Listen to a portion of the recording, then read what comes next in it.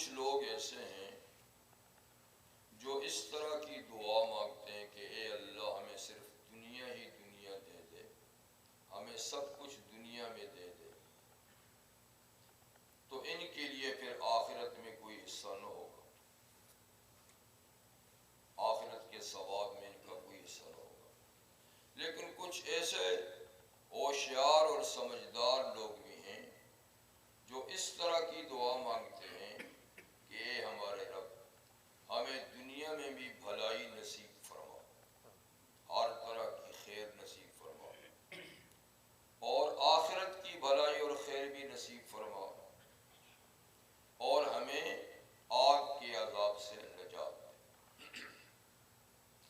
یہ وہ لوگ ہیں کہ ان کے اعمال میں ان کا حصہ ہے، یہ جو عمل کرتے ہیں ان کے عمل کا کوئی نتیجہ رزلٹ نکلے گا، اور اللہ جلد ہی حساب لینے والے ہیں، نتیجہ نکلنے میں ان کو زیادہ انتظار بھی نہیں کرنا پڑے گا۔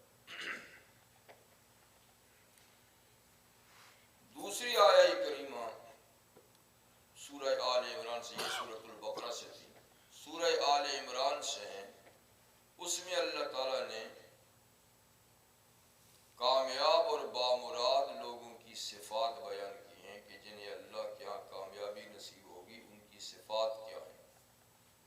فرمایا الصابرین، پہلی صفت یہ ہے کہ وہ صبر کرنے والے ہیں، وہ اللہ تعالیٰ کی اطاعت پر، اللہ تعالیٰ کی بندگی پر صبر کرتے ہیں اور اس کو طریقے سے ادا کرتے ہیں، اس سلسلے میں جو بھی مشکلات ان کو پیش آتی ہیں ان پہ وہ صبر کرتے ہیں۔ اسی طرح اللہ کے قانون کی پابندی میں بھی صبر کرتے ہیں، اگر انہیں کوئی جسمانی یا مالی تکالیف پہنچتی ہیں تو بھی قانون توڑتے نہیں، قانون کے اندر رہ کر ان مشکلات کا مقابلہ کرتے ہیں۔ اسی طریقے سے وہ گناہوں سے بھی صبر کرتے ہیں، نفس امارہ ان کو گناہوں کی طرف کھینچتا ہے لیکن وہ ان گناہوں سے صبر کرتے ہیں اور ان گناہوں میں نہیں پڑتے، تو گویا عبادت پر بھی صبر کرتے ہیں، جی چاہے نہ چاہے، نفس چاہے نہ چاہے، پر وہ اللہ کی بندگی پابندی سے کرتے ہیں، اور یہ کہ مشکلات آ جائیں تو صبر کرتے ہیں، اور یہ کہ گناہوں سے صبر کرتے ہیں۔ الصابرین والصادقین، اور تیسری صفت یہ ہے کہ وہ قول میں بھی سچے ہیں، جب بات کرتے ہیں تو سچی کرتے ہیں، عمل میں بھی سچے ہیں، جو عمل کرتے ہیں تو وہ ٹھیک صحیح عمل کرتے ہیں، اور نیت میں بھی سچے ہیں، جب ارادہ کرتے ہیں تو سچا ارادہ کرتے ہیں، تو قول، عمل اور نیت تینوں میں سچائی کا رستہ اختیار کرتے ہیں، اور اللہ کے ہاں سچے لوگ ہی کامیابی حاصل کریں گے، جیسے کہ اللہ تعالیٰ نے حضرت عیسیٰ علیہ السلام کی اس دعا کے بدلے میں فرمایا جو قیامت کے دن وہ اللہ سے دعا کریں گے، تو اللہ اس کے جواب فرماتے ہیں کہ آج وہ دن ہے اے عیسیٰ ینفع الصادقین صدقہم، آج صرف سچے لوگوں کو ان کی سچائی فائدہ پہنچائے گی، آج دروغ گوئی نہیں چلے گی، آج جھوٹ نہیں چلے گا، بناوٹی باتیں نہیں چلیں گی، سچے لوگوں کو ان کی سچائی نفع دے گی۔ اور سورہ عنکبوت میں اللہ تعالیٰ فرماتے ہیں کہ جب لوگ ایمان کا دعویٰ کرتے ہیں کہ ہم خدا پر ایمان لائے، رسولوں پر ایمان لائے، کتابوں پر ایمان لائے، قیامت پر ایمان لائے، جب وہ ایمان کا دعویٰ کرتے ہیں تو ہم ان کو یوں ہی نہیں چھوڑ دیتے کہ بس دعویٰ کر لیا تو بس بات بن گئی، بلکہ ہم پھر ان کا امتحان لیتے ہیں کہ اپنے اس دعوے میں یہ سچے بھی ہیں یا نہیں، اور یہ کیوں لیتے ہیں؟ فَلَيَعْلَمَنَّ اللَّهُ الَّذِينَ صَدَقُوا وَلَيَعْلَمَنَّ الْكَاذِبِينَ، تاکہ اللہ تعالیٰ دنیا کو بھی بتا دیں کہ یہ لوگ اپنے دعوے میں سچے ہیں، ان کا ایمان کا دعویٰ ٹھیک ہے، اور تاکہ جو سچے نہیں صرف زبانی دعویٰ کیا ہے اور اندر سے وہ کھوٹے ہیں ان کو بھی پتہ چل جائے گا۔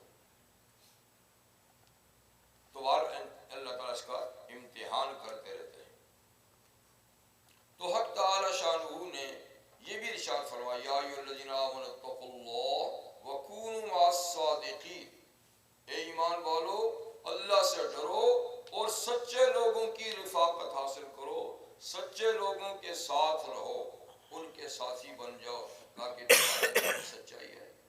ظاہر بات ہے کہ جیسی سوسائٹی ہوگی آدمی سوسائٹی سے متاثر ہوتا ہے۔ غلط کار لوگوں میں اٹھنا بیٹھنا ہوگا تو غلط کاری اچھے بھلے آدمی کے اندر بھی آ جائے گی، اور صالحین کی صحبت، صادقین کی صحبت اختیار کرے گا تو ان کے اثرات اس کے اندر پیدا ہوں گے۔ شیخ سعدی علیہ رحمہ فرماتے ہیں پسر نوح با بداں بنشست خاندان نبوت گم کر سگے اصحاب کاف با نیکا شد۔ جی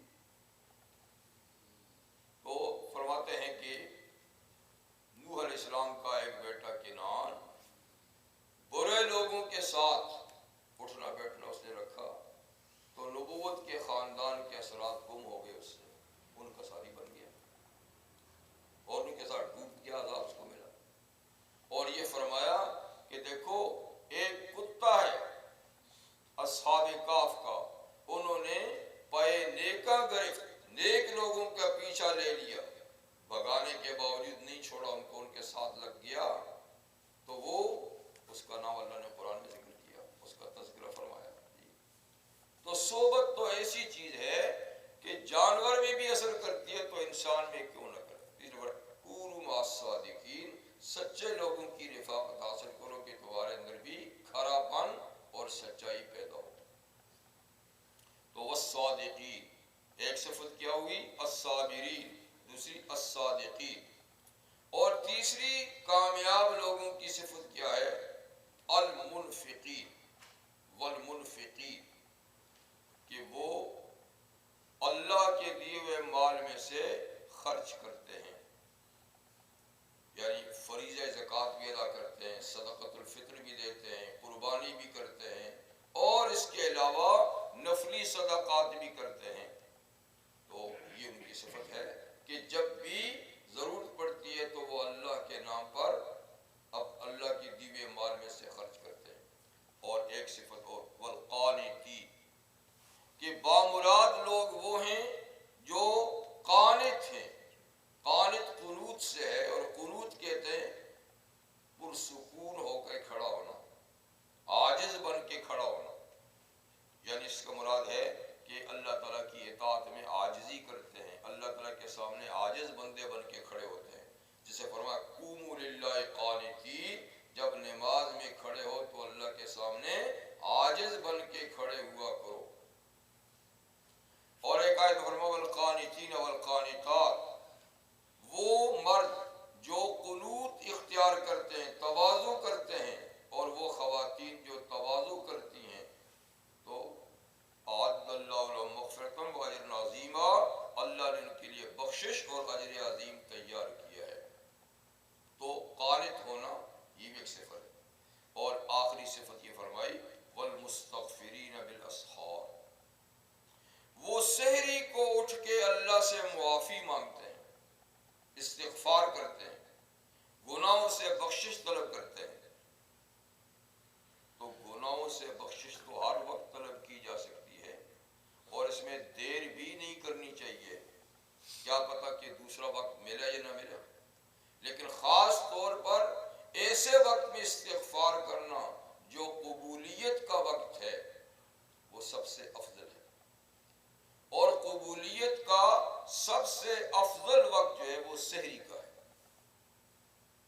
اس لیے وہ اس وقت خاص طور پہ اللہ تعالیٰ سے اپنے گناہوں کی معافی مانگتے ہیں، کیونکہ اس وقت اللہ تعالیٰ کی رحمت سب سے زیادہ بندے کی طرف متوجہ ہوتی ہے۔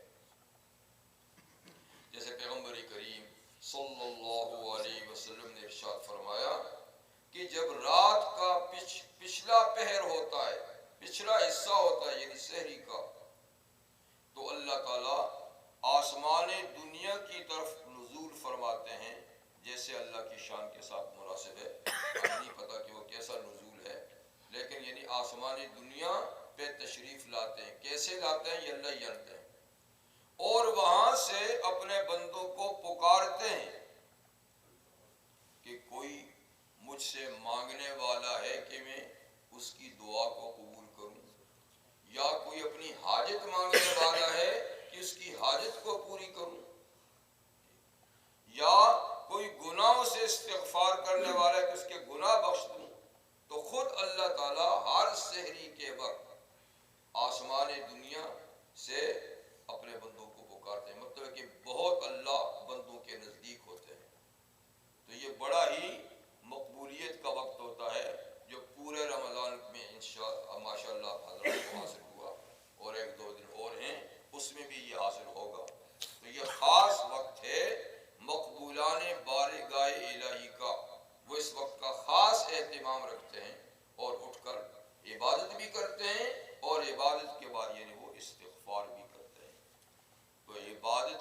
استغفار کا مطلب یہ ہے کہ وہ اپنی عبادت پہ ناز نہیں کرتے، اپنی عبادت پہ غرور نہیں کرتے کہ ہم نے بڑا کام کر دیا، بلکہ اپنی عبادت کی تقصیرات اور کوتاہیاں اور کمزوریاں سامنے لا کر اللہ سے معافی مانگتے ہیں کہ ہمارے بس میں جو تھا سو وہ ہم نے کر دیا، لیکن آپ کی شایان شان ہم نہیں کر سکے۔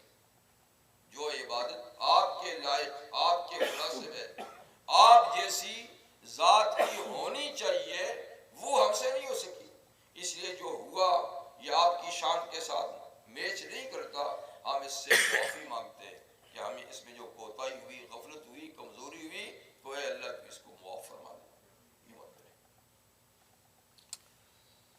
اور حق تعالی شانہ نے فرمایا انی لغفار لمن تاب وآمن وعمل صالحا۔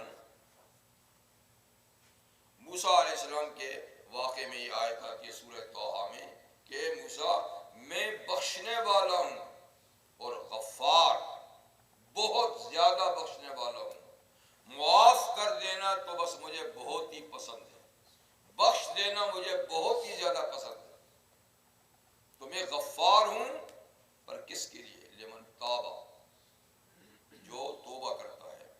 توبہ کا معنی بھٹکا ہوا بندہ میرے دروازے پہ آتا ہے۔ توبہ عربی کا لفظ ہے، اس کا معنی ہے واپس آنا، ریٹرن، واپس آنا۔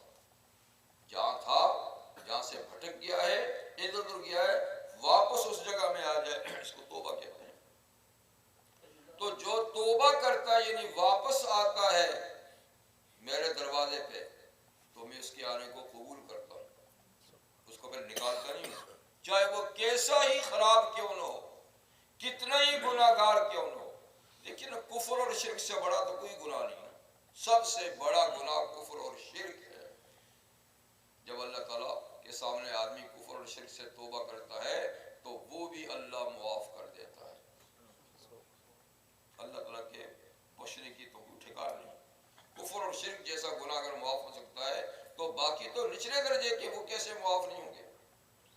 تو توبہ ایک ایسا گناہوں کی صفائی کا فارمولہ ہے کہ کوئی گناہ اس کے سامنے نہیں ٹھہر سکتا۔ انی لغفار لمن تاب وآمن، لیکن توبہ کے بعد اپنے ایمان کی پہلے اصلاح کرے، ایمان کو ٹھیک کرے۔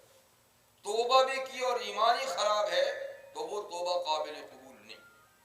لمن آمن وعمل صالحا، اور پھر اس کے بعد جب توبہ کی ہے تو پھر نیک کام بھی شروع کر دیا، تو ثم اہتدی، اور پھر سیدھے رستے پہ لگ بھی جائے۔ یہ شرائط ہیں گناہوں کی مغفرت کے، کہ واپس آئے، ایمان کو ٹھیک کرے، عمل صالح کرے، اور پھر سیدھی لائن پہ لگا رہے۔ یہ اور بات ہے کہ پھر بھٹک جائے گا، پھر بھٹک جائے گا تو جب بھی بھٹکے جبھی آئے گا، لیکن آئے نہیں اور کہتے میں نے توبہ کر لی، جیسے کہ ہماری توبہ ہوتی ہے کہ وہ صرف لفظوں تک ہوتی ہے، زبانی ہوتی ہے، لیکن ہم آتے واپس نہیں۔ حالانکہ توبہ جو ہے وہ لفظوں کا نام نہیں، وہ عمل کا نام ہے۔ اگر زبان سے توبہ کا لفظ نہیں بھی کہا لیکن آ گیا تو وہ ہوگی۔ تو انی لغفار لمن تاب، میں معاف کرنے والا ہوں اس کو جو غلط رستے سے سیدھے رستے پہ آ گیا۔ وہ آمنا، آنے کے بعد اپنے ایمان کی تجدید کی، اپنے ایمان کو نیا کیا، اس لیے کہ ایمان شرط اول ہے سارے اعمال کی قبولیت کا، اور توبہ کی قبولیت کا بھی ایمان شرط ہے۔ اور ایمان میں غلطی خرابی ہو جاتی ہے، اسی لیے نبی کریم صلی اللہ علیہ وسلم فرماتے ہیں کہ اپنے ایمان کو کلمہ طیبہ پڑھ کے تازہ کرتے رہا کرو، کرتے رہا کرو، یہ کام کرتے رہا کرو، کلمہ طیبہ پڑھتے رہا کرو تاکہ ایمان تازہ رہے۔ تو ایمان تازہ ہوگا تو پھر ساری بات بنے گی، اور جب ایمان ٹھیک ہوگا تو ضرور اس کے اوپر پھل آئے گا، ضرور۔ یعنی جڑیں اگر مضبوط ہیں، پانی ان کو لگ رہا ہے تو اس پہ ہریالی ہوگی، اس پہ پھل لگیں گے۔ لیکن جس کی جڑیں کھوکھلی ہوں، پانی نہ ملتا ہو، کھاد نہ ملتی ہو، تو وہ خشک کا خشک رہے گا۔ تو ایمان تو سارے اعمال کی جڑ ہے، اس کو اگر تازہ رکھیں گے، محفوظ رکھیں گے، جی بیماری سے، کیڑے مکوڑوں سے جڑیں مضبوط رہیں گی، محفوظ رہیں گی، تو کوئی وجہ نہیں کہ اس کی کوئی اعمال صالحہ نہ ہو۔ تو اس لیے ایمان کو تازہ رکھنا ضروری ہے تاکہ انسان عملی زندگی اختیار کر سکے اور پھر ہدایت پر وہ گامزن بھی رہے۔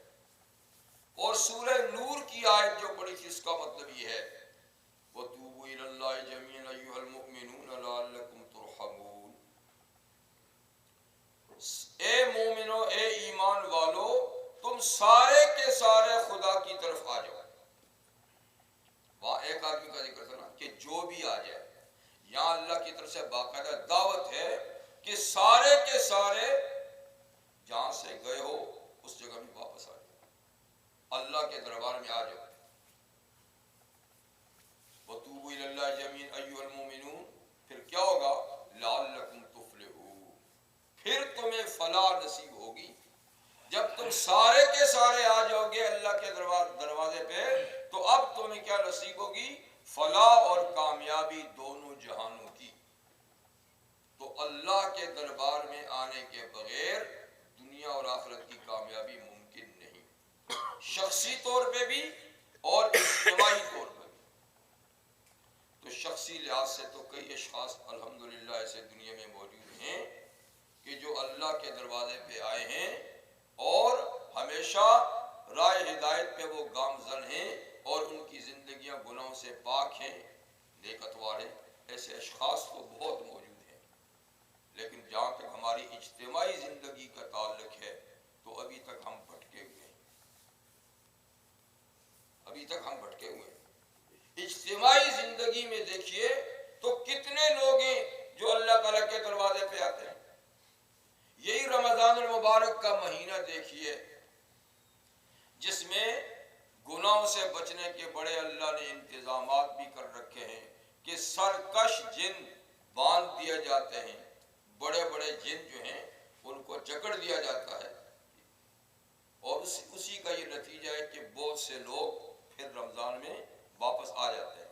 لیکن پھر بھی ایک بہت بڑی تعداد مسلمانوں کی ہے کہ اس مہینے میں بھی وہ اس دروازے پہ نہیں آتے، اس مہینے میں بھی۔ تو اب پھر کون سا وقت آئے گا؟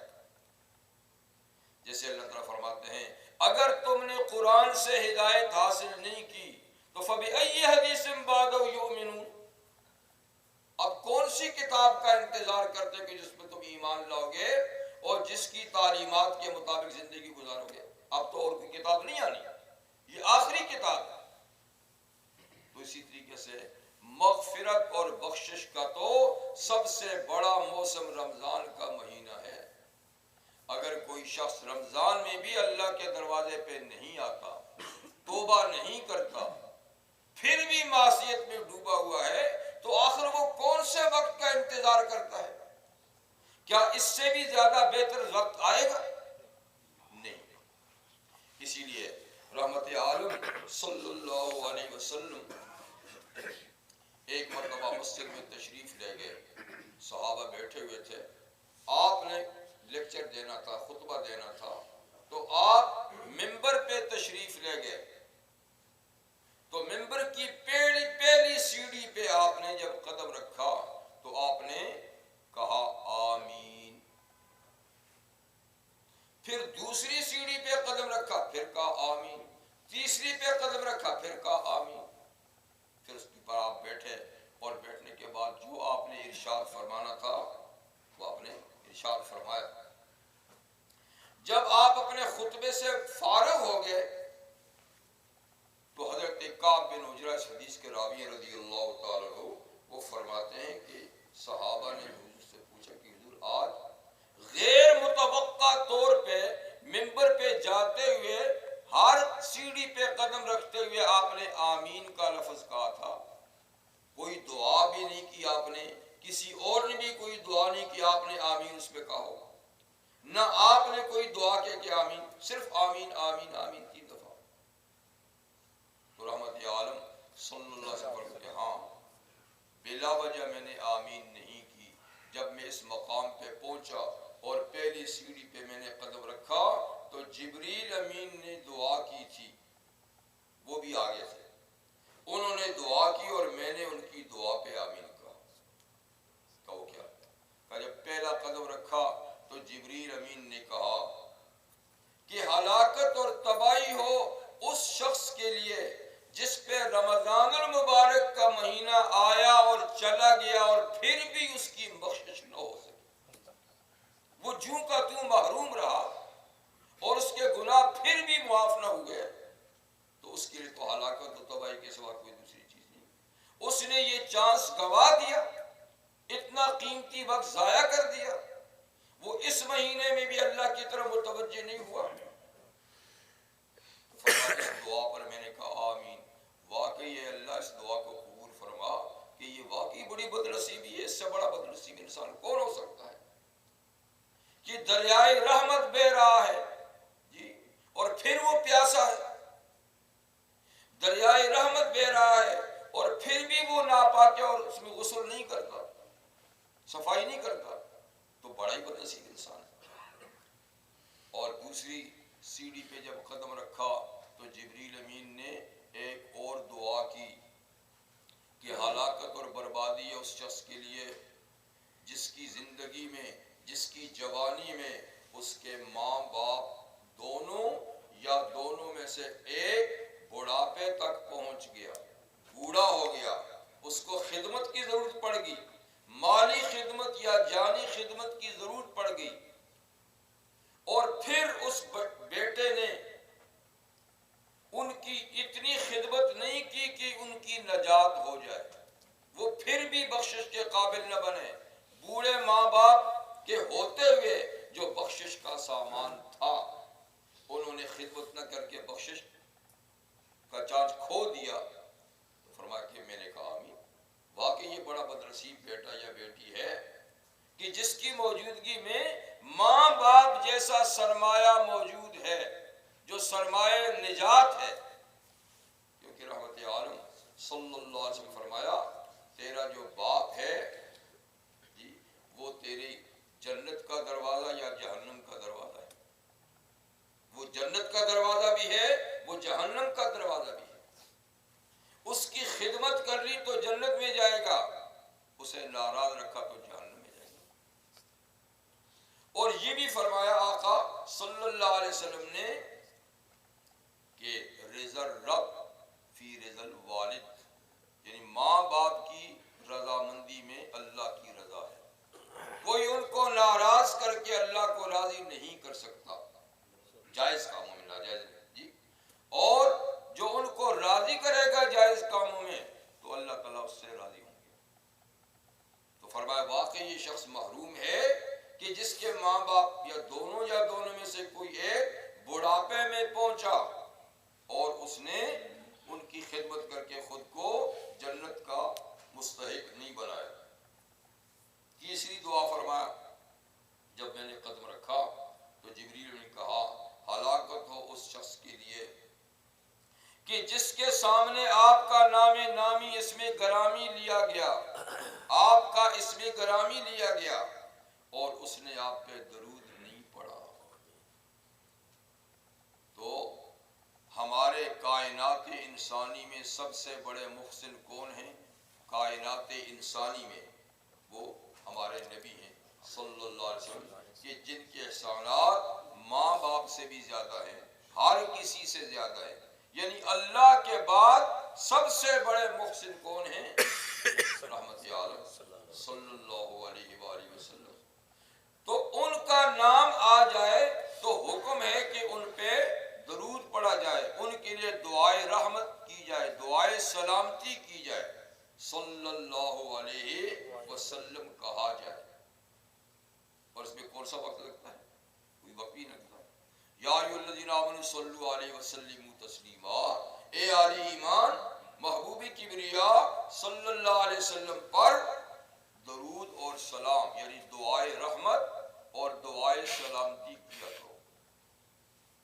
تو یہ مستحب ہے، اگرچہ ایک دفعہ کسی مجلس میں حضور کا نام لیا جائے تو واجب ہے پھر درود پڑھنا، لیکن بار بار آپ کا اس میں گرامی آئے تو مستحب ہے، لیکن یہ اتنا بڑا مستحب ہے کہ اس سے محرومی بہت بڑی محرومی ہے۔ تو اس لیے فرما کہ جس کے سامنے آپ کا اس میں گرامی لیا جائے اور وہ درود نہ پڑھے تو اس کے لیے ہلاکت ہو۔ آپ نے فرمایا آمین، ٹھیک ہے، یہ میرا اتنا بڑا حق ہے اس نے ضائع کیا۔ تو کہنے کا مقصد یہ تھا کہ رمضان المبارک کا مہینہ آئے جو اللہ کی طرف رجوع کرنے کا مہینہ ہے اور بخشش کا سب سے بڑا ذریعہ ہے، پھر بھی کسی نے بخشش حاصل نہ کی تو وہ بہت بڑا محروم انسان ہے، بہت بڑا محروم انسان ہے۔ تو اللہ تعالیٰ نے یہ گراں قدر وقت ہمیں دیا۔ خوش نصیب ہیں وہ لوگ جنہوں نے کچھ نہ کچھ سرمایہ اس میں حاصل کیا، مقررہ روزے رکھے اور تراویح کی نماز اضافی نماز ہے وہ پڑھی، اس میں دیر تک کھڑے ہو کے قرآن حکیم سنا اور انہوں نے نیک کام انجام دیے، تلاوت کی ہوگی، اذکار کیے ہوں گے وغیرہ، تو وہ خوش نصیب ہیں۔ لیکن ان کو بھی اپنے عمل میں مغرور نہیں ہونا۔ کسی نے نہیں کیا اس کے مقابلے میں یہ کہا کہ میں نے اتنا کیا، یہ پھر اللہ کو پسند نہیں ہے۔ جو ہوا تیرے کرم سے ہوگا، جو ہوگا تیرے کرم سے ہوگا، اس میں میری بات نہیں ہے۔ اگر کسی نے کیا تو اللہ کا احسان مند ہو، خدا کا شکر ادا کرے کہ اس نے اس کو توفیق بخشی ہوا، اور کسی سے نہیں ہوا تو اس انداز سے نہیں کرے کہ میں نے کیا، پھر یہ سب کچھ ضائع بھی ہو جائے گا۔ اللہ کو میں نے یہ پسند نہیں، میں کہنا پسند نہیں، بس یہ ہے کہ اللہ آپ کی توفیق سے ہوا، اور آئندہ بھی جو ہوگا وہ آپ کی توفیق سے ہوگا، اور آئندہ بھی ہمیں اعمال صالحہ کی توفیق عطا فرماتے رہیں، یہ دعا کرنی ہے۔ تو بہرحال غرہ نہیں چاہیے، اگر یہ ہو جاتا ہے تو اعمال ضائع بھی ہو جاتے ہیں، اس لیے کہ اللہ تو غنی ہے، اس کی کسی کے عمل کی ضرورت ہے، اور کسی کے عمل سے کوئی اس کی خدائی چل رہی ہے نہیں، وہ تو بس تواضع چاہتا ہے، کرو تو بھی تواضع کرو، استغفار کرو، معافی مانگو، توبہ کرو، یہ چیزیں اللہ تعالیٰ کو پسند ہیں۔ ورنہ دنیا میں مثالیں ہیں کہ سینکڑوں سالوں کی عبادت لمحوں میں ضائع ہو گئی۔ بنی اسرائیل میں ایک بزرگ تھے برسیسا، 400 سال اس شخص نے عبادت کی، 400 سال، بڑی لمبی عمریں بھی تھی ان کی، تو ولایت کے بڑے درجے پہ فائز تھا، بہت بڑا ولی تھا، لیکن کسی وقت اس کو غرہ ہو گیا، دل میں غرور آ گیا، اللہ نے سب کچھ لے لیا، ختم، جی سب خالی ہو گیا۔ تو یہ اللہ کو پسند نہیں۔ کیا شیطان نے کم عبادت کی تھی؟ پتہ نہیں، کروڑوں سال اس نے عبادت کی۔ ایک بزرگ کہتے ہیں اپنے کشف سے، کہتے ہیں کشف کوئی دلیل نہیں ہے لیکن باہر انہوں نے یہ بات کہی کہ 7,700 لاکھ یعنی 7 لاکھ سال عبادت کرتا، 7 لاکھ سال عبادت کرتا رہا۔ یعنی یہ قرآن حدیث کی بات نہیں ہے، اللہ بہتر جانتے کتنا کیا، کشف کی بات ہے کہ 7 لاکھ سال ابلیس عبادت کرتا رہا، اتنی عبادت کی کہ وہ فرشتوں میں شامل ہو گیا اور اس کا اٹھنا بیٹھنا رہن سہن فرشتوں کے ساتھ ہونے لگا۔ لیکن اللہ تعالیٰ فرمایا کہ میرے خلیفہ آدم کو سجدہ کرو، سارے فرشتے سجدہ کرو، سب فرشتوں نے سجدہ کیا، ابلیس کی بد نصیبی کہ اس نے سجدے سے انکار کر دیا، ایسے ہی کھڑا رہا۔ اللہ تعالیٰ نے جواب طلبی کی کہ میں نے جب حکم دیا تھا تو تجھے کس چیز نے سجدے سے روکا؟ اس نے کہا جی میرا تخلیق کا مادہ اس کی تخلیق کے مادے سے اچھا ہے۔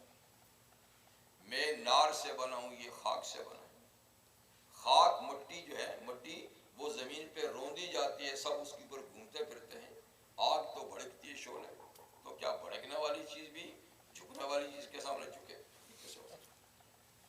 بس اللہ نے فرمایا اخرج منها فإنك رجیم. تجھے یہ اختیار کب ہوا کہ تو یہ میرے سامنے یعنی اپنی فلسفی کو بکھار ہے، دلائل دے، جا دفع ہو جا اور تو ہمیشہ کے لیے مردود ہے. تو تکبر اور غرہ اپنے عمل پہ ایسی چیز ہے جو لاکھوں سالوں کی عبادت کو بھی ضائع کر دیتی ہے. تو ایک خاص اس بات کا خیال رکھا جائے کہ جن با توفیق بندوں کو اس مہینے میں کسی عمل کی توفیق ہوئی ہے تو وہ کبھی اس دوسروں کے مقابلے میں نہیں کہ تو نے نہیں کیا اور میں نے کیا، بلکہ اپنے کیے ہوئے پہ بھی شرمندگی اختیار کی جائے اور اس کی قبولیت کے لیے بھی دعا کی جائے کہ اچھے سے اچھا عمل بھی اللہ قبول نہ کرے تو قبول نہیں ہو سکتا. اس کی مثال ہے دنیا میں رحمت للعالمین صلی اللہ علیہ وسلم کی ذات اقدس کے بعد پوری انبیاء کرام کی جماعت میں جن کو سب سے زیادہ برتری حاصل ہے وہ کون ہیں؟ حضرت ابراہیم خلیل اللہ. ابراہیم علیہ السلام امام الانبیاء صلی اللہ علیہ وسلم کے بعد پوری جماعت انبیاء میں سب سے زیادہ برتری رکھنے والے نبی ہیں، رسول ہیں. اللہ نے ان کو خلیل بنایا، مخلص دوست. اتخذ اللہ ابراہیم خلیلا، ایک بڑی شخصیت ہے، بڑے مقبول بندے ہیں. ان سے اللہ تعالیٰ نے ایک بہت بڑا کام کرایا اور وہ کیا؟ بیت اللہ کی تعمیر. شخصیت بھی بڑی اور جو جگہ ان سے بنوائی گئی وہ کائنات ارضی میں، زمین کی کائنات میں سب سے افضل ترین عمارت. دنیا کے بت قدوں میں پہلا وہ گھر خدا کا، سب سے پہلا گھر جو عبادت کے لیے زمین پہ بنایا گیا وہ بیت اللہ. ان اول بیت وضع للناس، پہلا گھر جو لوگوں کے لیے عبادت کے لیے بنایا گیا. مقدس ترین جگہ میں مقدس ترین گھر اور مقدس ترین ہستیوں کے ہاتھ سے. ابراہیم معمار ہیں اور اسماعیل مزدور ہے. باپ معمار ہے، بیٹا مزدور ہے. باپ خلیل اللہ ہے اور بیٹا ذبیح اللہ ہے، جس نے اپنی گردن اللہ کے سامنے جھکائی کہ ابو اگر اللہ کا حکم ہے تو اس کو کاٹ دیجئے اس کے نام پر، میں صبر کروں گا. جس نے اپنی جان کے لیے صبر کیا. ٹھیک ہے، تو بہرحال دونوں مقدس ہستیاں مقدس جگہ میں مقدس عمارت بنا رہے ہیں. تو کیا اس کے عند اللہ قبول ہونے کی کوئی ایسی رکاوٹ ہے کہ یہ قبول نہ ہو؟ کہتے بھی اللہ ہیں، نقشہ بھی اللہ بتاتے ہیں، بنانے والے بھی یہ دو مقدس ہیں. تو ظاہر بات ہے کہ یہ عمل تو مقبول ہی مقبول ہے. لیکن اللہ تعالیٰ نے حضرت ابراہیم علیہ السلام سے ایک دعا کر کے یہ مسئلہ سمجھایا کہ مقبول ترین لوگ مقبول ترین عمل کریں تو بھی اللہ کی مرضی پہ ہے اس کا قبول کریں، نہ کرے تو کوئی مجبور نہیں کر سکتا. تو وَإِذْ يَرْفَعُ إِبْرَاهِيمُ الْقَوَاعِدَ مِنَ الْبَيْتِ، اس وقت کو یاد کرو جب ابراہیم خلیل اللہ بیت اللہ کی بنیادیں اٹھا رہے تھے. تو ساتھ ساتھ کیا کہہ رہے تھے؟ ربنا تقبل منا انک انت السمیع العلیم. اے اللہ ہمارے اس کاوش، ہماری اس محنت، ہمارے اس عمل کو قبول فرما. تو قبول نہ کرے، رد کر دے تو تجھ سے پوچھنے والا کوئی. قبول فرما انک انت السمیع العلیم. تو دیکھا، تو اس میں یہ درس ہے، اس میں سبق ہے کہ اللہ قبول کرے تو عمل قبول ہوتا ہے، نہ کرے تو بڑے سے بڑا عمل بھی قبول نہیں ہو سکتا. تو اس لیے جو عمل ہوا سب آج دعا کریں کہ اللہ اس کو قبول کرے، اللہ اس کو رد نہ کرے، اللہ اس کو ضائع ہونے سے بچائے. اس لیے کہ اس میں ہمارا کوئی کمال نہیں، اللہ کی توفیق سے ہوا. اللہ کی توفیق سے ہوا، اللہ اس کو قبول کرے، جن سے نہیں ہو سکا انہیں بھی اللہ توفیق عطا فرمائے۔ اب رمضان کے 1-2 دن ہی ہیں، اور یہ مقدس مہینہ، یہ بخشش کا مہینہ ابھی رخت سفر باندھ رہا ہے، جا رہا ہے، لیکن جاتے جاتے اب ہم کیا کر سکتے ہیں؟ اب وہی بات ہے کہ اگر ہم بچھڑے رہے اس مہینے میں، کام نہیں کر سکے، تو اب بھی چانس ہے، یہ 2 دن تو باقی ہیں، اب بھی آ سکتے ہیں، اور ان 2 دنوں میں بھی ہم اپنی غلطی کی تلافی اور تدارک کر سکتے ہیں۔ اور اب اس میں ہم بہت بڑا کام تو نہیں کر سکتے، لیکن ایک کام ایسا ہے جو کام بظاہر مختصر ہے لیکن کام اصل میں بڑا ہے، اور وہ توبہ اور استغفار ہے۔ اس کے لیے بڑے وقت کی ضرورت نہیں ہے، یہ لمحے کا عمل ہے، اور یہ صدیوں کی کوتاہیوں کو صاف کر دیتا ہے۔ اگر ایک کافر 100 سال شرک کرتا رہا، کفر کرتا رہا، اور وہ موت کے آخری لمحات میں، یعنی جب سانس اکھڑ کے گلے تک آتی ہے، تو یا تو توبہ کا دروازہ بند ہو جاتا ہے، لیکن ابھی نصف پیٹ تک ہے، ابھی روح یہاں تک ہے، ابھی یہاں تک نہیں آئی، تو 100 سالہ کافر بھی سچی توبہ کر لے تو 100 سالہ گناہ دھل جاتے ہیں۔ استغفار ایسی چیز اللہ نے رکھی ہے، توبہ چیز ایسی چیز رکھی ہے، اور اس کی مثالیں، لیکن شرط یہ کہ توبہ توبۃ النصوح ہو، توبۃ النصوح، یا ایھا الذین آمنوا توبوا الی اللہ توبۃ نصوحا، خالص توبہ، سچی توبہ، اللہ کے ساتھ جھوٹ نہیں چلتا، فراڈ نہیں چلتا، اللہ کے ساتھ جو معاملہ ہو وہ کھرا ہو، بس اگر کھری اور سچی توبہ ہو جائے تو صفایا ہو جاتا ہے سارے گناہوں کا، ساری میل کچیل دھل جاتی ہے، سارے اللہ اپنے حقوق معاف کر دیتے ہیں۔ اب رہ جاتا ہے بندوں کا معاملہ، تو بندوں کے ساتھ معاملہ آدمی خود کر لے، اگر اس کے پاس ٹائم ہے۔ اگر اس کے پاس ٹائم نہیں ہے اور توبہ کی اور فوراً چل بسا، تو بندوں کا معاملہ بھی اللہ اپنے ذمہ لے لے گا، ٹائم ہی نہیں ملا بیچارے کو ٹائم، لیکن ٹائم ملا ہے تو پھر بندوں سے معافی کرائے یا ان کے حقوق ادا کرے، نہیں ملا تو وہ بھی اللہ صاف کر دیں گے۔ تو بہرحال یہ ایک نسخہ باقی ہے، اب ہمیں ان 2 دنوں میں یہی نسخہ استعمال کرنا چاہیے۔ 1-2 سحریاں ہیں تو خوب استغفار کیجیے، خوب استغفار کیجیے۔ استغفار یعنی اے اللہ ہمارے پچھلے سارے گناہ معاف فرما دے، یہ استغفار ہے۔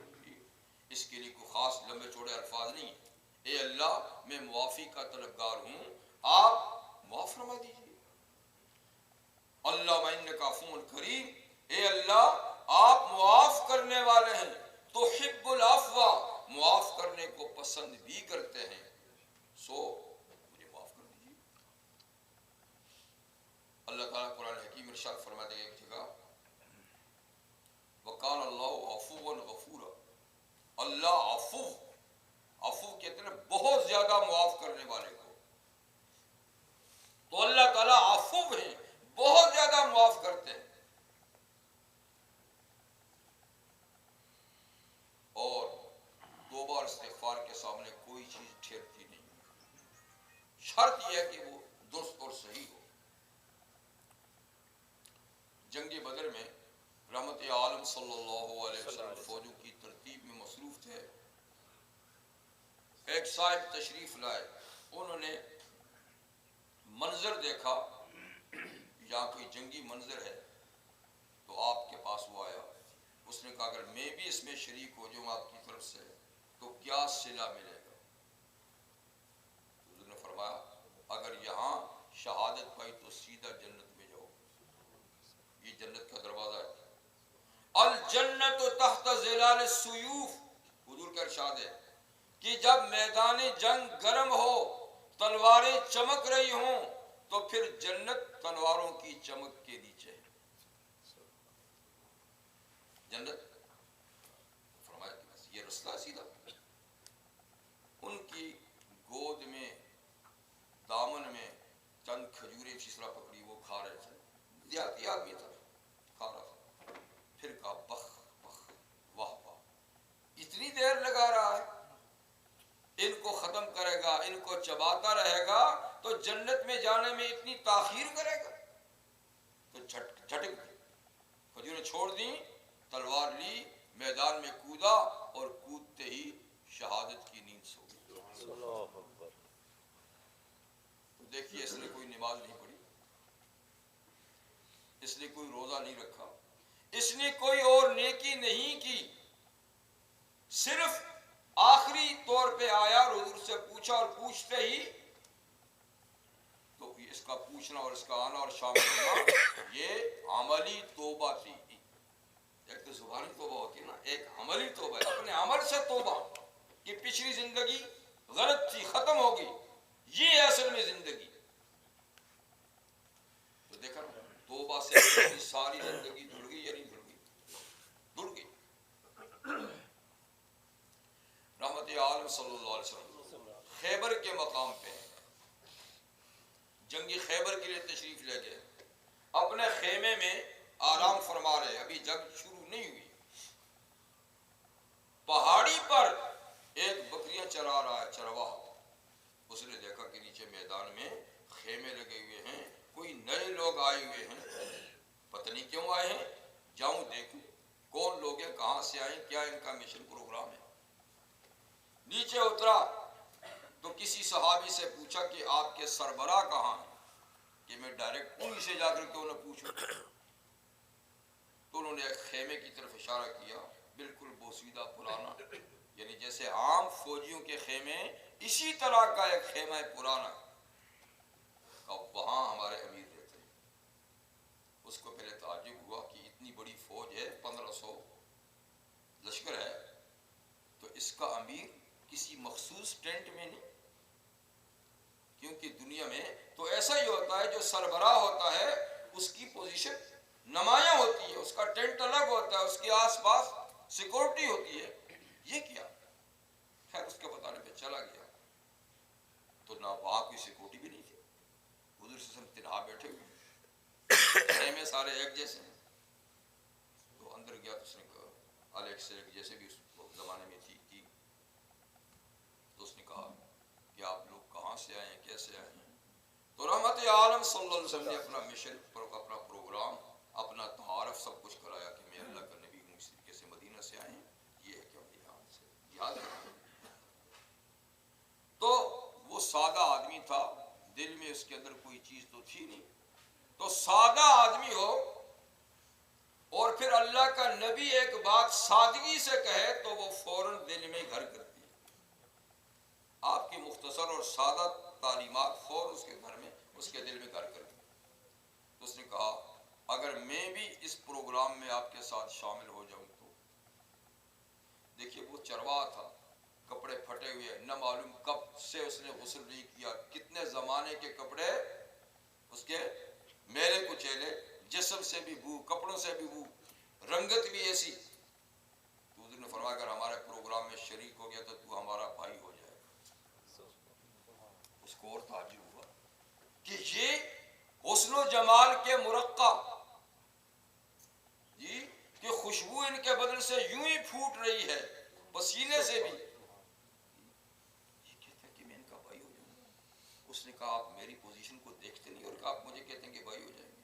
آپ نے فرمایا کہ نہیں، آپ کی پوزیشن کچھ بھی ہو، ہمارے پروگرام میں شریک ہو گے تو تم ہمارے بھائی ہو جاؤ گے، اور تمہارے وہی حقوق ہوں گے جو ہمارے حقوق ہیں، اور یہ ساری پبلک کے جتنے حقوق ہیں، حقوق میں مساوات ہو جائے گی. اس نے کہا اگر میں پروگرام میں شریک ہو گئے، اس عمل میں بھی شریک ہو جاؤں جہاد میں، تو فرمایا اگر شہید ہو گیا تو سیدھا جنت میں جائے گا. ہاں جنت میں جاؤں گا، میں کالا کلوٹا، گندے میرے کپڑے، بو مجھ سے آ رہی ہے، تو میں جنت میں کیسے چلا جاؤں گا؟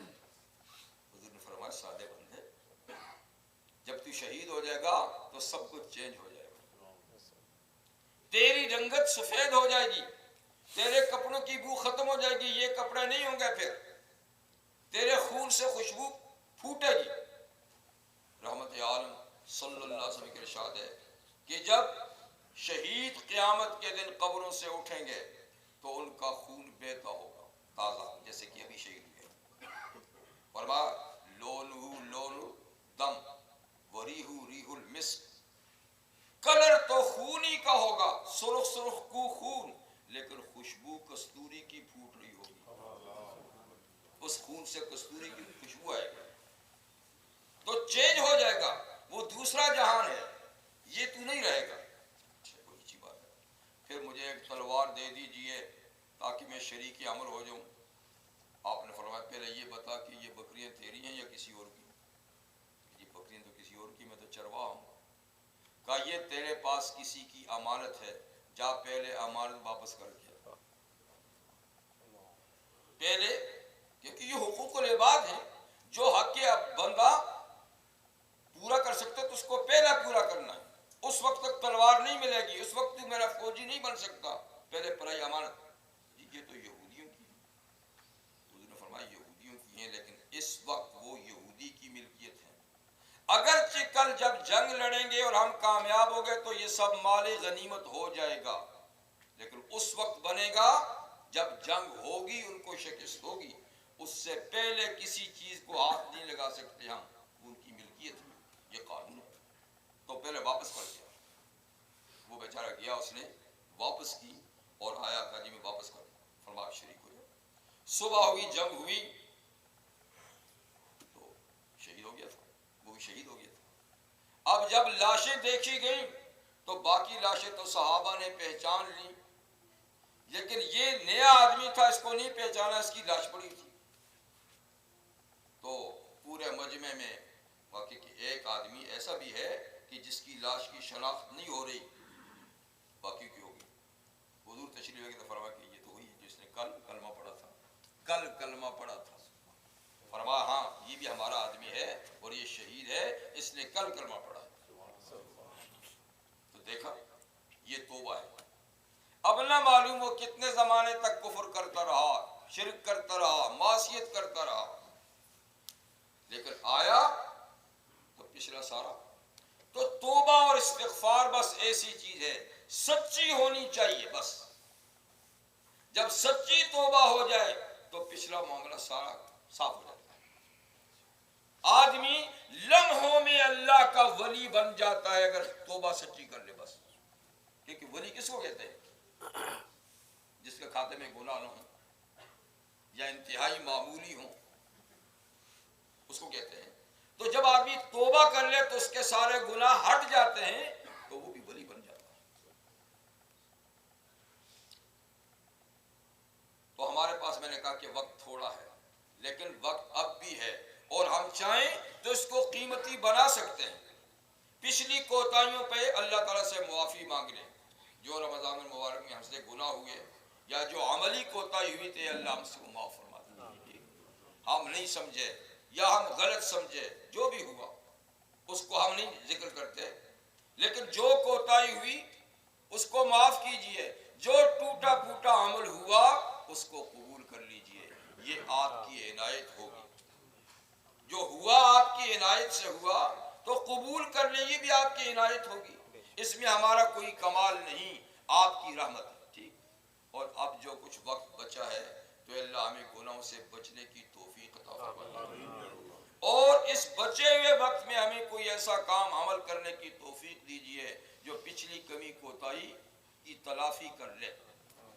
اور یہ مہینہ آپ نے یا اللہ بھیجا تربیت کے لیے، تربیت کے لیے، تو یہ تربیت اب سارے سال ہمیں جاری رکھنے کی بھی توفیق عطا فرمائے کہ ہم اس مہینے کے بعد بھی گاہ بگاہ روزے رکھتے رہیں، صدقہ دیتے رہیں اور تلاوت کا شغل جاری رکھیں، ذکر و اذکار کرتے رہیں، درود شریف پڑھتے رہیں، تو جو معمولات آپ کی توفیق سے اس مہینے میں ہمیں حاصل ہوئے ان کو برقرار رکھنے کی توفیق عطا فرما دیجیے، یہ بھی آپ کی عنایت ہوگی۔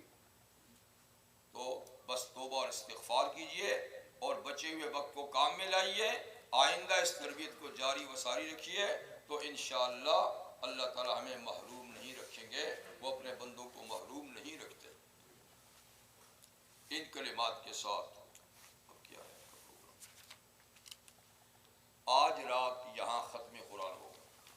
آپ کو پتہ ہے کہ ہم نے رمضان مبارک میں اس حال میں تراویح کی نماز پڑھی، اور اللہ کے بہت سے با توفیق بندے یہاں تشریف لائے۔ جتنے بھی آئے اللہ ان کی کاوش کو محنت کو قبول کرے، کیونکہ یہاں جو بھی آئے بیچارے دور سے ہی آئے اور آخر دم تک بیٹھے رہے، اور کچھ بات سن کے گئے، یا یہ بھی ہے نا کہ بیچ میں چلے گئے جیسے بعض مساجد میں ہوتا ہے، ایسا بھی نہیں۔ جتنے آئے، تھوڑے آئے تو آئے، لیکن آخر دم تک رہے، یہ ان کی قربانی ہے، اللہ تعالیٰ اس کو قبول فرمائے۔ تو آج ختم قرآن ہوگا انشاءاللہ۔ تو اس کا طریقہ یہ ہوگا کہ مغرب کی نماز کے بعد قرآن حکیم کے حقوق پر میں تھوڑی سی بات کروں گا کہ اللہ کی کتاب کے ہم پر کیا حقوق ہیں، کیونکہ اللہ کی کتاب ہی اختتام ہو رہی، پذیر ہو رہی ہے۔ اور پھر عشاء کی نماز کے بعد باقاعدہ آخری سپارہ تراویح میں پڑھا جائے گا، اور اس کے بعد پھر کسی کو بٹھانا نہیں، ہم نے بس دعا کریں گے اور پھر فارغ ہو جائیں گے۔ یعنی یہ نہیں کہ عشاء کی نماز کے بعد آپ کو بٹھائیں گے اور تقریر ہوگی، وہ بات نہیں۔ جو ہوگا وہ مغرب کی نماز سے عشاء کی نماز۔ اس لیے جو حضرات یہاں تشریف لانا چاہیں اور ہمارے پروگرام میں شریک ہونا چاہتے ہیں تو وہ مغرب کی نماز ہمارے ساتھ پڑھیں، اور عشاء تک کچھ بیان سن لیں گے، عشاء کے بعد پھر تراویح ہوگی، اس کے بعد دعا ہوگی، معاملہ ختم ہو جائے گا۔ ایک تو یہ، اور نماز ہوگی 9:40 پر، عشاء کی نماز 9:40۔ اور کیا؟ عید کا اگر سنڈے کو بن گئی تو کون سا ہے؟ آپ کو ایڈریس مجھے پتہ نہیں، ایڈریس کہاں ہے، کیا نام ہے بھائی، مجھے نظر نہیں آتا۔ 6560 نمبر آپ پڑھ لیں۔ اگر سنڈے کو عید ہوگی تو Thomas Jefferson high school Braddock road پہ ہے، وہاں 2 نمازیں ہوں گی۔ پہلی نماز 9 o'clock ہے، والد صاحب پڑھائیں گے، نماز کا ٹائم ہے، بیان کا ٹائم نہیں ہے۔ اور دوسری نماز جو ہے وہ 10 o'clock ہوگی، اور وہ شیخ عبد الحمید صاحب پڑھائیں گے۔ اور اگر منڈے کو ہوگی، جس کے چانس تو کم ہے، تو پھر اسی چرچ میں نماز ہوگی، اور یہی ٹائمنگ ہوگی۔ جی سنڈے کی چانسز زیادہ، ہاں زیادہ تر سعودی عرب کے ہم جو ہے لوکل مون کو فالو کرتے ہیں۔ جی جی، تو بہرحال وہ یہ ہے کہ اگر ہوگی تو سنڈے بس آپ آ جائیں، آدھا گھنٹہ پہلے آ جائیں، 8:30 بجے۔ 8:30 بجے آ جائیں، 8:15 بجے آ جائیں، 8:15 بجے آ جائیں، سب سے اچھی بات۔ تو معلوم ہو گیا جگہ آپ کو، بریڈک روڈ پہ Thomas Jefferson high school. High school ہے، اس میں ہوگی انشاءاللہ۔ یہ تو نمازیں ہوگی، اور عید کا دن ہے تو عید کے آداب بھی پیش نظر رکھیں۔ عید کے دن مسلمانوں کے لیے اللہ تعالیٰ نے یہ خوشی کا دن مقرر کیا ہے، تو اس میں خوشی کا اظہار یہ سنت ہے، خوشی کا ظاہر کرنا لباس سے اور چال ڈھال سے، گفتگو سے، کہ ہم آج خوش ہیں، اس لیے کہ اللہ نے ہمیں 1 مہینے تک اپنی عبادت کی توفیق دی، اس عبادت پہ خوش ہیں۔ یہ اس خوشی کا اظہار کر رہے ہیں، یہ نہیں کہ ہمیں کوئی مال مل گیا اس پہ خوش ہیں، ہمیں اولاد مل گئی۔ یہ خوشی جو ہے نا وہ عبادت کی خوشی ہے، اسی لیے اس خوشی کے ساتھ عبادت بھی ہے، ایک اضافی نماز عید کی۔ تو مسلمان کی خوشی بھی عبادت سے خالی نہیں۔ اور یہ بھی یاد رکھیے کہ ہماری خوشیاں بھی اور ہماری غمیاں بھی قانون کے تحت ہیں۔ خوشی بھی اتنی منانی ہے جتنا خدا کا حکم ہے، ایسی نہیں کہ خدا کا قانون ٹوٹ جائے اور ہمیں خدا نہ کرے کوئی غم پیش آئے تو وہ بھی حدود میں رہنا ہے اور اللہ کا قانون کو نہیں توڑنا۔ تو بہر عید کے لیے سنت یہ ہے کہ صبح آپ غسل کریں، جی، اور جو عمدہ کپڑے آپ کے پاس ہیں یا نئے کپڑے وہ زیب تن کریں، اور آپ خوشبو لگائیں، اور چونکہ یہ عید الفطر ہے اس لیے نماز کے لیے جانے سے پہلے افطار بھی کر لیں، ناشتہ وغیرہ کر لیں۔ اس کے بعد تسبیح اور تکبیر پڑھتے ہوئے عیدگاہ کی نماز کے لیے جائیں، رستے میں جی اللہ اکبر اللہ اکبر لا الہ الا اللہ واللہ اکبر اللہ اکبر وللہ الحمد، لیکن یہ آہستہ آہستہ پڑھنی ہے۔ جب بڑی عید آئے گی تو پھر زور سے پڑھنی ہے، اس میں آہستہ پڑھنی ہے۔ تو جا کر اطمینان سے بیٹھے، نماز سے پہلے کوئی گفتگو ہوگی اور اس کے بعد نماز پڑھی جائے گی۔ نماز آپ کو معلوم ہے کہ وہ اس میں صرف 6 زائد تکبیریں ہوتی ہیں، باقی نارمل نماز کی طرح نماز ہوتی ہے۔ اور پہلی میں قرات سے پہلے 3 تکبیریں، دوسری رکعت میں رکوع سے پہلے 3 تکبیریں، ہر تکبیر میں ہاتھ اٹھا کر ہاتھ چھوڑنے ہوتے ہیں۔ تو نماز پڑھنے کے بعد خطبہ ہوگا، اور خطبہ کے بعد پھر آپ اپنے اپنے گھروں میں اپنے اپنے مشاورے میں یعنی شریک ہو جائیں گے، اور پھر بھی جاتے وقت تکبیر پڑھتے ہوئے جائیں، اور پھر پورا دن اپنے آپ کو کسی گناہ میں ملوث نہ ہونے دیں، کیونکہ گناہ سے بچنا اس دن اور زیادہ ضروری ہے، اور جائز حدود میں رہ کر جو خوشی آپ سے ہو سکتی ہے، دوستوں سے ملے، عزیزوں سے ملے، بچوں سے ملے، تو اس طریقے سے ہوگا یہ کام۔